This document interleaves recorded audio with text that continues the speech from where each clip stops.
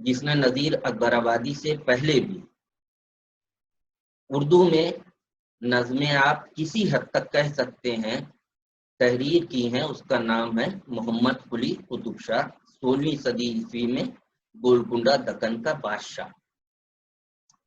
اس کے کلیات میں بعض ایسے شعری حیتیں ہیں جنہیں آپ نظم کہہ سکتے ہیں۔ دیکھیے فرق یہی میں کہہ رہا ہوں، اس کو بھی میں بتا چکا ہوں ڈیٹیل میں، بہت تیزی سے بتاتے ہوئے آگے بڑھ جاتا ہوں کہ دو وجہوں سے ہم اسے نظم جدید نہیں کہتے۔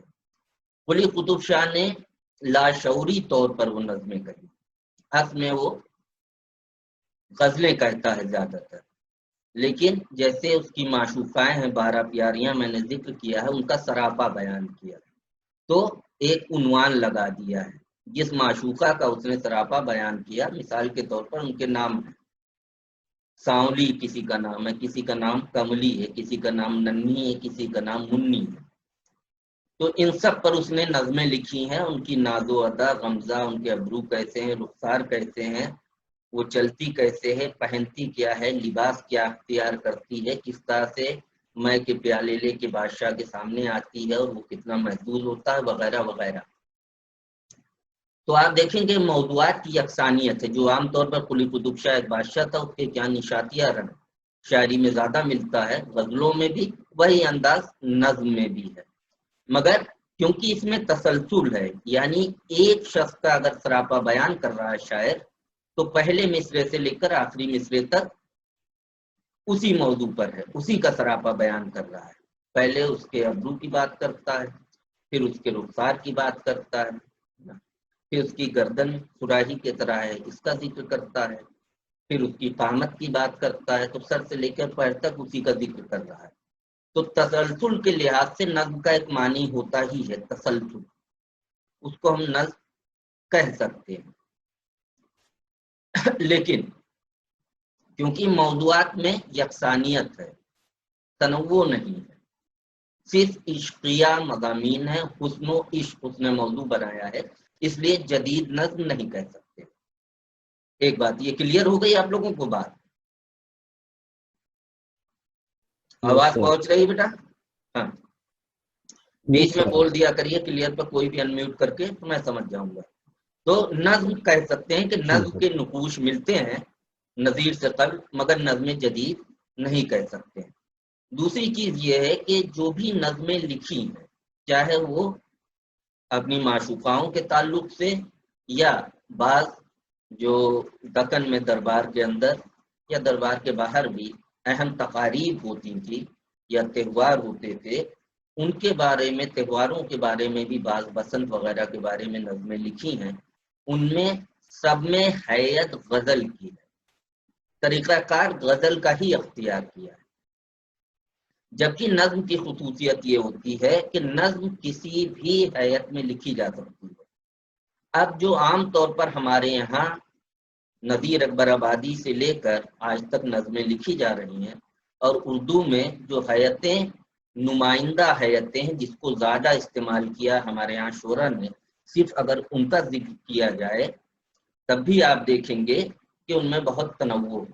مثال کے طور پر نظم قطعے کی شکل میں کہی جا سکتی ہے، اس میں زیادہ تر قطعات 4 مصروں میں کہے گئے ہیں، مگر قطع کے لیے کوئی شرط نہیں، لازمیت نہیں، 4 سے زیادہ مصروں میں بھی قطعات کہے گئے ہیں، کہے جا سکتے ہیں۔ اس کی سب سے اچھی مثال آپ کو علامہ اقبال کے یہاں مل جائے گی۔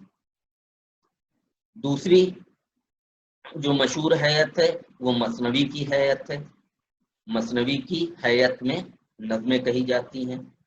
تیسری حیت مربع کی حیت ہے، بہت کم اس میں کہی گئی ہیں، مشکل ہوتا ہے، مگر اس حیت میں بھی نظمیں کہی جاتی ہیں۔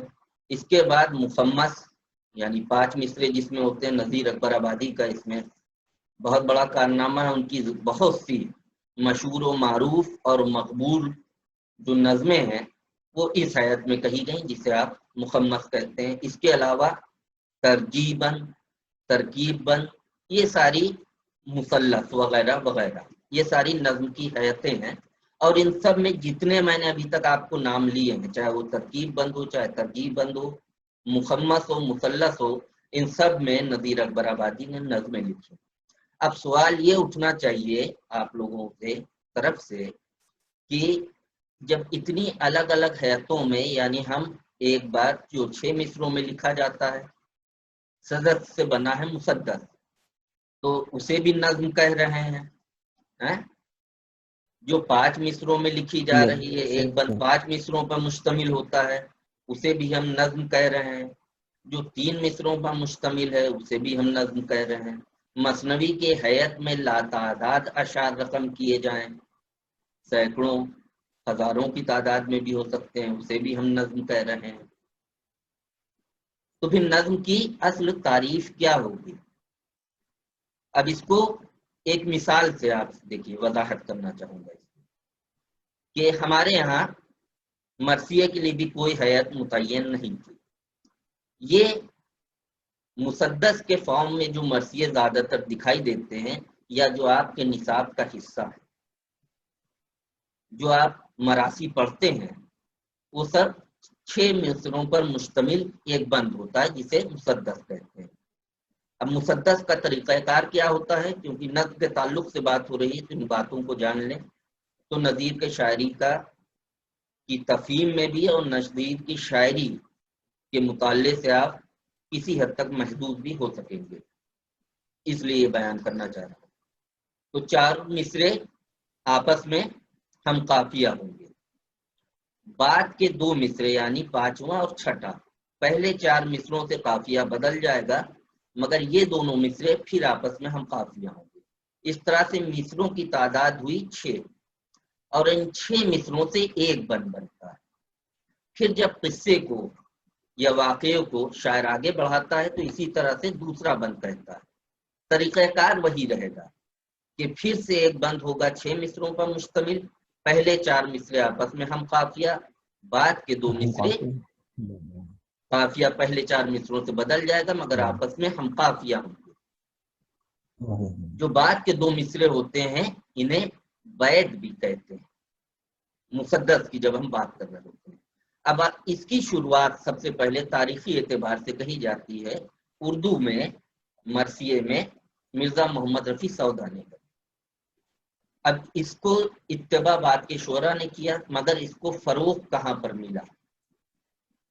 لکھنؤ دبستان، خلیق، میر خلیق جو والد ہیں اردو کے سب سے بڑے مرثیہ گو شاعر جو کہلاتے ہیں، میر بابر علی انیس، ان کے والد کا نام ہے میر خلیق، اور ان کے ہم عصر ہیں مرثیے کے ہی بہت بڑے استاد شاعر مرزا دبی۔ ان اساتذہ نے مرثیے کو بہت زیادہ خوبصورتی بخشی، خاص کر ادبی اعتبار سے اسے بہت خوبصورت صنف بنا دیا۔ اب جب اس کی مقبولیت میں اضافہ ہوا، اس کے پیچھے اودھ میں خاص کر لکھنؤ میں مرثیے کو اتنی مقبولیت کیوں ملی اور اتنے بڑے پیمانے پر مرثیے کہے گئے اور بہت عمدہ مرثیے کہے گئے۔ صرف واقعہ کربلا بیان نہیں ہوا ہے، اس کو جب آپ پڑھیں گے تو آپ خود غور کریں گے، آپ اس کا تھوڑا سا گہرائی سے مطالعہ کریے، آپ کو اندازہ ہوگا کہ قصہ گوئی کا اس سے بہتر طریقہ آپ کو اردو شاعری میں مشکل سے ملے گا۔ میں یہ بات کہہ رہا ہوں اور پوری ذمہ داری کے ساتھ کہہ رہا ہوں کہ یہ نہیں کہ ساری مثنویاں، چند مثنویوں کو اگر آپ ہٹا دیں تو اس سے بہتر طریقے سے واقع کربلا کو ایک قصہ بنا کر پیش کیا گیا ہے۔ قصہ گوئی کے جو جوہر میر انیس نے دکھائے ہیں، جس کی بہت تعریف شبلی نعمانی نے موازنہ انیس و کبیر میں بھی کری ہے، انہوں نے یہاں تک کہہ دیا ہے کہ قصہ گوئی کا بادشاہ ہے میر انیس، وہ حقیقت ہے۔ تو مرثیے کا ذکر اس وجہ سے آیا کہ خلیق اور ضمیر نے اس کو خوبصورتی بخشی۔ لکھنؤ دبستان میں اس صنف کو فروغ ملا، اس کے سیاسی اور ثقافتی عوامل بھی تھے، وہ ابھی موضوع بحث نہیں ہے۔ اس کے بعد دبیر اور انیس کا زمانہ آتا ہے، ٹھیک ہے۔ دبیر شاگرد ہیں میر ضمیر کے، خلیق خود لڑکے ہیں، انیس لڑکے ہیں خلیق کے۔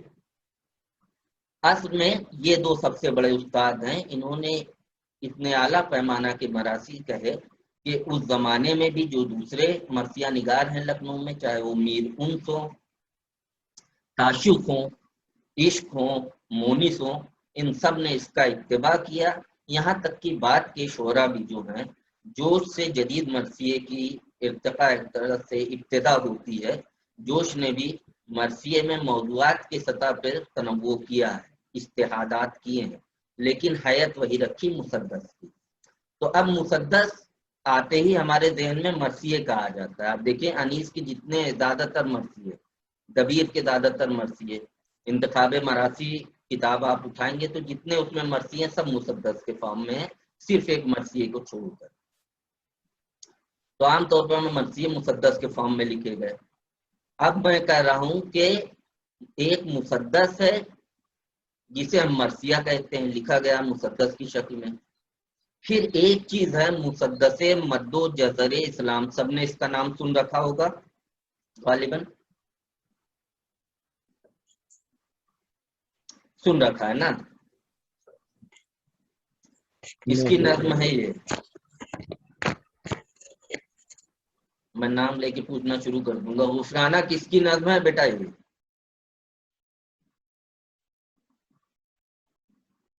انمیوٹ کر کے جب تک نہیں بتائیں گے میں آگے نہیں بڑھوں گا.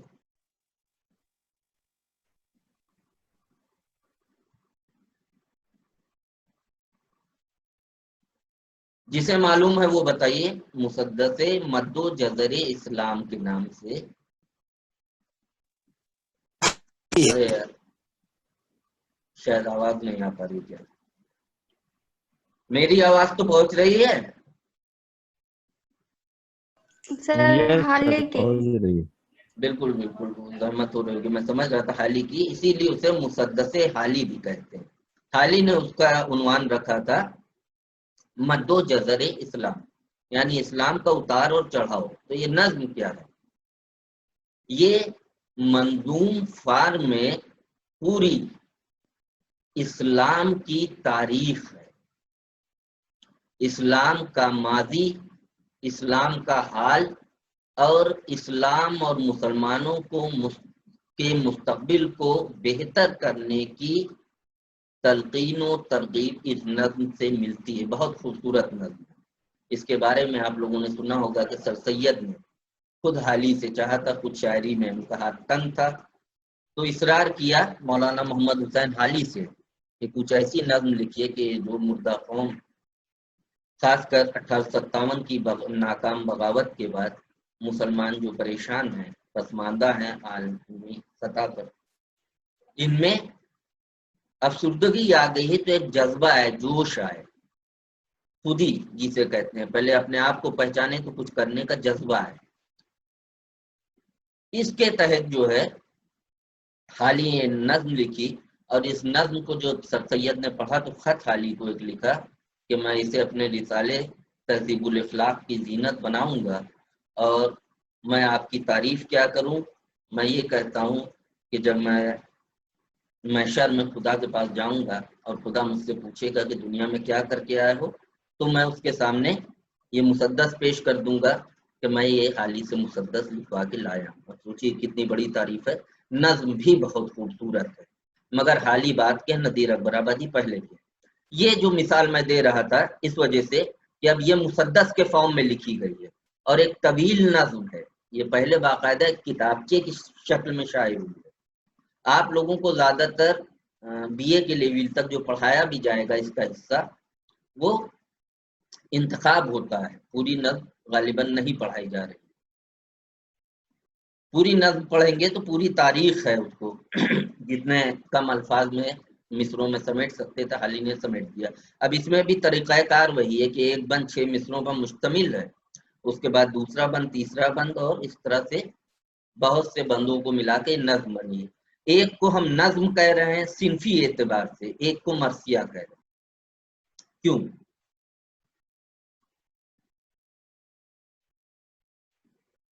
موضوع، وجہ کیا ہے؟ موضوع. ایک بات اس کو آپ لوگ نوٹ کر لیں، اگر آواز پہنچ رہی ہے تو آپ لوگوں کو آسانی ہوگی کہ صنف کی تعریف کرنے میں. شاید رٹنے کی ضرورت نہ پڑے اس کے لیے کہ مرثیہ ایک موضوعی حیاتی صنف ہے. ٹھیک ہے، شاعری کی کیسی صنف ہے؟ موضوعی حیاتی.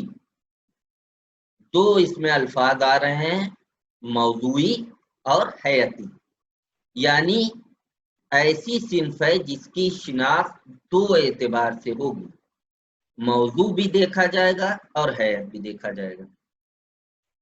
ٹھیک ہے، اب ترتیب میں نے جو استعمال کی ہے موضوعی حیاتی، زور ہوگا موضوع پہ مرثیے میں، یعنی ایسا شعری پیکر جس میں رنج و غم، نالو فریاد، یاس افسوس اس کی فضا غالب ہو. حیت کربلائی مرثیوں کی بعد میں ہوئی تو مسدس کہا جائے، مگر اس میں واقع کربلا کو بیان کیا جائے جو ایک تاریخی واقعہ ہے. شاید اس میں اپنے تخیل سے اور جس جگہ پہ وہ رہتا ہے وہاں کی تہذیب کے بہت سے عناصر و عوامل کو اس میں شامل کر کے ایک خوبصورت نظم کہہ دے، مگر نظم کے لیے ضروری یہ ہے کہ شہادت بھی اس میں ہوگی، اس میں اس پر افسوس بھی ہوگا، رنج و غم کا اظہار بھی ہوگا، نالو بکا بھی ہوگا. جب تک اس میں غم نہیں آئے گا مرثیہ نہیں کہا جائے گا. نظم میں کوئی ضروری نہیں ہے، مد و جزر اسلام میں کہیں پر بکا نہیں ہو رہا ہے، گریہ نہیں ہو رہا. ہاں افسوس ضرور ہو رہا، مگر افسوس کس بات پر ہے؟ کسی کے سانحہ ارتحال پر افسوس نہیں. مرثیے میں کسی فرد واحد کے یا افراد کے سانحہ ارتحال پر گزر جانے پر، شہادت پر رنج و غم کا اظہار کیا جاتا. نظم موضوع کی کوئی نظم حیات کی کوئی قید نہیں. ٹھیک ہے، کسی بھی حیات میں ہو سکتا ہے، مگر نظم کے لیے شرط کیا ہے؟ تسلسل، موضوع کا یا خیال کا تسلسل. بس ایک مصروں میں نظم کی تعریف ہو جائے گی اور جو دوسری شعری اصناف سے نظم کو ممیز اور ممتاز بھی کر دے گی. وہ یہ ہے کہ موضوع یا خیال کا تسلسل، یہ ضروری ہے. جس موضوع پہ آپ لکھ رہے ہو شروع سے آخر تک اس پر لکھیں. اب حال ہی کی یہ نظم مسدس کی حیات میں لکھی گئی، لیکن کیونکہ اس کا موضوع اسلام اور مسلمانوں کی تاریخ ہے، موضوع ایک ہی ہے. نظم میں یہ جو موضوع یا تھیم ہوتی ہے اس کو مرکزی خیال بھی کہتے ہیں، سینٹرل آئیڈیا تھیم بھی کہلاتا ہے نا. تو اس کا مرکزی خیال کیا ہے؟ تاریخ اسلام، تاریخ مسلمانان عالم، یہ اس کا آپ سینٹرل آئیڈیا کہیں گے. اس لیے موضوع کے تسلسل کی وجہ سے نظم کہلائے گی. اب اقبال نے مثال کے طور پر ساقی نامہ لکھا، یہ نظم مثنوی کی حیات میں لکھی گئی، مگر اس کا موضوع کیا ہے؟ مرکزی خیال کیا ہے؟ اسلام ہے، اس کا مرکزی خیال ہے. مسلمانوں کی بیداری، یہ اس کا مرکزی خیال ہے. کیونکہ موضوع کا تسلسل ہے اس لیے بھی نظم کہلائے گی. غزل کی حیات میں بھی کہی گئی ہیں نظمیں، مگر موضوع کا تسلسل ہے اس لیے وہ غزل نہیں کہلائے گی بلکہ ٹیکنیکلی نظم کہلائے گی. اب حالی نے مثنوی کی حیات میں بہت سی نظمیں لکھی ہیں. مثال کے طور پر ان کی مشہور زمانہ نظم ہے حب وطن، یہ بھی ایک طویل نظم ہے. آپ لوگ اس کو پڑھیں گے جب آپ لوگوں کے نصاب میں داخل ہے، جو بھی نظم کا پیپر پڑھائے گا تو پڑھ چکے ہیں، نظم نگاری کا تو پیپر ہو چکا ہوگا. بہرکیف جو بھی پڑھائے گا تو آپ لوگ اس کا جب مطالعہ کریں گے. کس نظم کی بات کر رہا تھا؟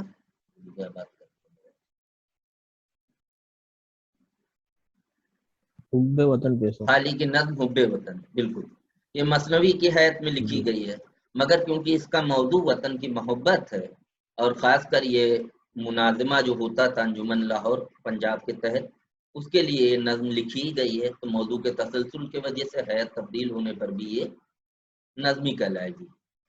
حالی نے بہت سی نظمیں، ایک سے زائد غزل کی حیت میں لکھی ہیں، وہ نظمی کہلائیں گی۔ اسی طرح سے اقبال نے غزل کی حیت میں بہت سی نظمیں لکھی ہیں، مگر کیونکہ موضوع کا تسلسل ہے، نظم کہلائیں گی۔ یہ ہو گئی نظم کی تعریف۔